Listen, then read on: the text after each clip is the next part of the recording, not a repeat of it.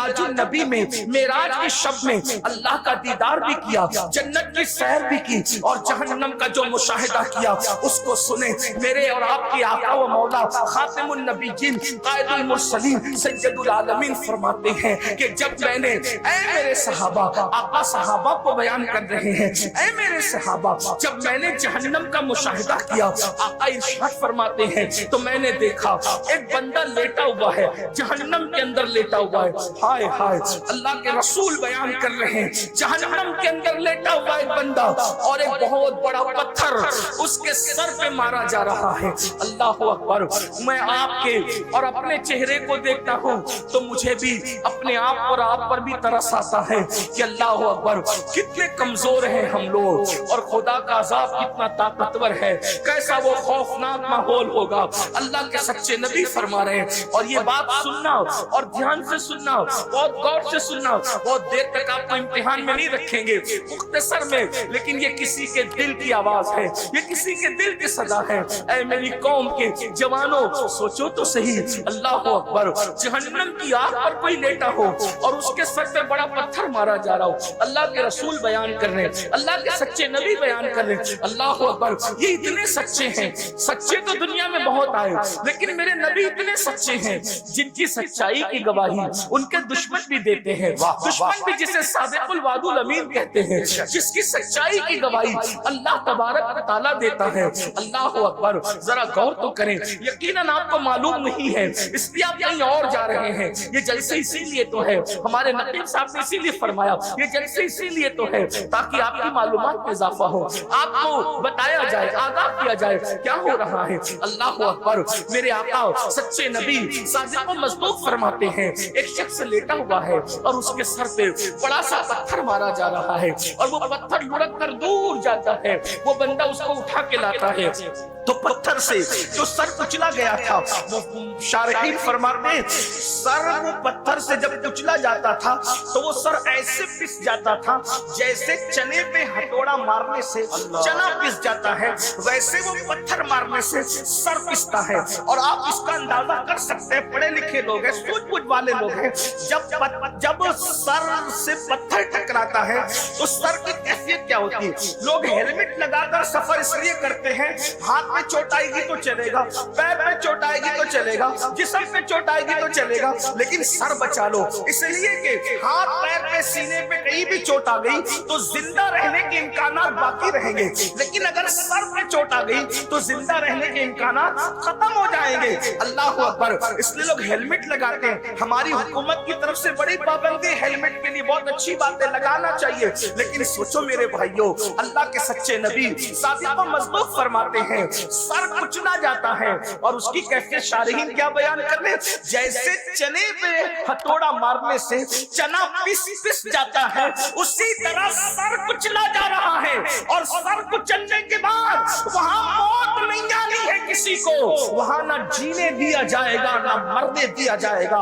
اللہ اکبر، کیا دردناک صورتحال ہے۔ اللہ اکبر، آقا فرماتے ہیں پتھر لڑک کر جاتا ہے، سر پھر درست کر دیا جاتا ہے، پھر پتھر مارا جاتا ہے، پھر وہ ویسے ہی پس جاتا ہے، پھر پتھر لڑک کر جاتا ہے، پھر لایا جاتا ہے، سر ویسے ہی پس جاتا ہے۔ میرے آقا فرماتے ہیں میں نے جبریل سے پوچھا، اے جبریل یہ کون لوگ ہیں اور ان کو یہ دردناک عذاب کیوں دیا جا رہا ہے؟ تو جبریل امین عرض کرتے ہیں یا رسول اللہ صلی اللہ علیہ وآلہ وسلم، یہ لوگ نماز نہیں پڑھتے تھے دنیا میں، اس لیے ان کا یہ حال ہے۔ اللہ اکبر، میرے بھائیوں آپ سے پوچھنا چاہتا ہوں، آپ لوگ 4 گھنٹے سے، کوئی 5 گھنٹے سے، کوئی 3 گھنٹے سے اس جلسے میں بیٹھا ہوا ہے، لیکن آپ سے پوچھتا ہوں کتنے شوق سے جلسے میں آتے ہو، جلسے گھنٹوں چلتے بیٹھتے ہو، اللہ اکبر، لیکن نماز پڑھنے میں کتنا ٹائم لگتا ہے؟ صرف 10 منٹ کا ٹائم لگتا ہے، ایک وقت کی نماز میں صرف 10 منٹ کا ٹائم، اور اگر 5 وقت پڑھنے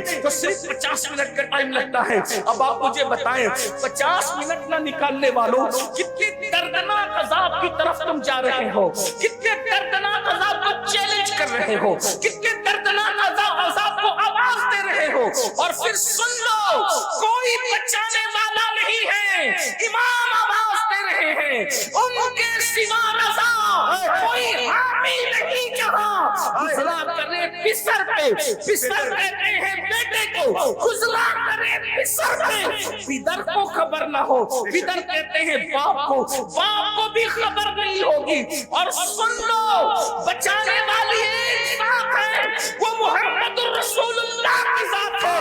اب ان کی حدیث سنو، آقا ارشاد فرماتے ہیں کہ جس نے جان بوجھ کے نماز چھوڑ دی، قیامت کے دن اس کے ساتھ میرا کوئی وعدہ نہیں ہے۔ دھوکے میں مت رہنا، اللہ کے رسول نے آگاہ کر دیا، حضور علیہ السلام نے آگاہ کر دیا، ان کے ساتھ میرا کوئی وعدہ نہیں ہے۔ جو نماز چھوڑ دیتے ان کے ساتھ آقا فرماتے میرا کوئی عہد نہیں ہے، کوئی وعدہ نہیں ہے۔ مسجدوں کو ویران کرنے والوں، مسجدوں سے کوسوں دور بھاگنے والوں، بتاؤ کیا یہ عذاب ہم سے برداشت ہو سکے گا؟ کیا یہ عذاب ہم برداشت کر سکیں گے؟ نہیں نہیں، ہرگز نہیں۔ اپنی جوانی پر رحم کھا لو، اپنی ہڈی چمڑے پہ رحم کھا لو، اپنے آپ پہ رحم کر لو۔ میں آپ سے کسی اور کے لیے رحم کی بھیک نہیں مانگ رہا ہوں، میں آپ سے آپ کے لیے رحم کی بھیک آپ سے مانگ رہا ہوں۔ نہیں برداشت کر سکیں گے۔ یہ دنیا چند سال کی ہے، یہ دنیا میں چند دن جینا ہے، پھر موت ہے۔ روح کا رشتہ جسم سے ٹوٹ جائے گا میرے بھائیوں، مر جاؤ گے، موت آنی ہے، حق ہے، موت پر حق ہے۔ موت سے کس کو رستگاری ہے؟ آج وہ، کل ہماری باری ہے۔ مرنا چاہو گے تو بھی موت آئے گی، نہیں مرنا چاہو گے تو بھی موت آئے گی۔ میں آج صرف آپ سے یہ عرض کرنا چاہتا ہوں، نمازی بن جاؤ، صرف آج ایک بات پر عہد کر لو، نماز پڑھیں۔ 10 منٹ کا ٹائم، بھائیوں پان بھی کھاؤ نا، پان تو پان کھانے میں بھی 10 منٹ سے زیادہ کا ٹائم لگتا ہے۔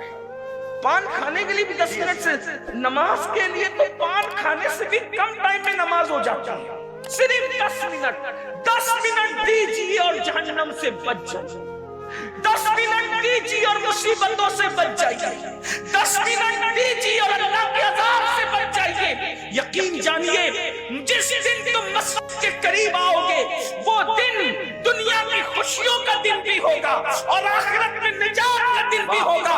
اس لیے کہ میں اپنی طرف سے نہیں کہہ رہا ہوں، انسان کی فطرت ہے، جب انسان کو کہا جاتا ہے یہ کام کرو، یہ کام کرو، تو انسان پوچھتا ہے اس کام کا رزلٹ کیا ہے، نتیجہ کیا ہے؟ یہی تو پوچھتا ہوں۔ قرآن کہتا ہے، اللہ اکبر، اسلام کہتا ہے کہ جب اذان ہوتی ہے تو کیا کہا جاتا ہے؟ حی علی الصلاۃ، آؤ نماز کی طرف۔ تو دماغ میں سوال پیدا ہو سکتا ہے، نماز پڑھیں گے تو کیا رزلٹ ملے گا، کیا ملے گا رزلٹ؟ تو فوراً مسجد کہتا ہے حی علی الفلاح۔ یہ بات مسجد ہی سے کہی جاتی ہے، نماز پڑھنا تمہارا کام ہے اور کامیابی عطا کرنا نماز جس کی پڑھی جا رہی ہے اس قابل و جبار کی طرف ہے۔ جب تک مسلمان مسجد میں آ کر کے نماز پڑھتا رہے گا، اس کو فلاح ملتی رہے گی، کامیابی ملتی رہے گی۔ مسلمانوں، تم نے جنگوں میں بھی نماز نہیں چھوڑا، تم نے فاتح میں بھی نماز نہیں چھوڑا، تم نے مصیبتوں میں بھی نماز نہیں چھوڑا، تم نے دریاؤں کے سفر میں بھی نماز نہیں چھوڑا۔ تمہاری کیفیت یہ تھی، 20 سالیں